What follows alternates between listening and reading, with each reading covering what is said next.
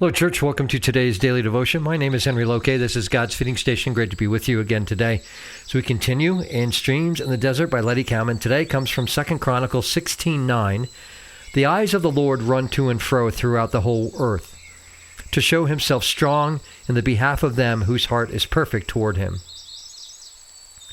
God is looking for a man or woman whose heart will always be set on him and who will trust him for all he desires to do. God is eager to work more mightily now than he ever has through any soul. The clock of the centuries points to the 11th hour.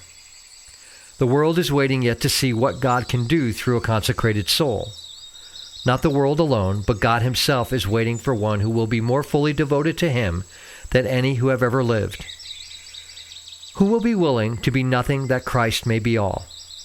Who will grasp God's own purposes, and taking his humility and his faith, his love and his power, his will, without hindering, continue to let God do exploits. There is no limit to what God can do with a man, providing he will not touch the glory. In an address given to ministers and workers after his 90th birthday, George Mueller spoke thus of himself.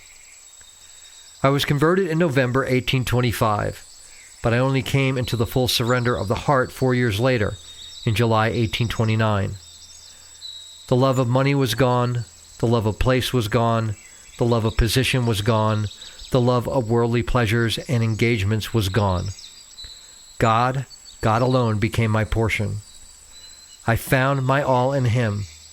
I wanted nothing else, and by the grace of God this has remained, and has made me a happy man, an exceedingly happy man, and it led me to care only about the things of God.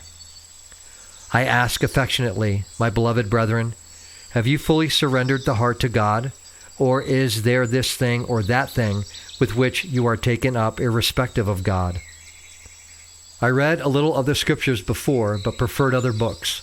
But since that time, the revelation he has made of himself has become unspeakably blessed to me.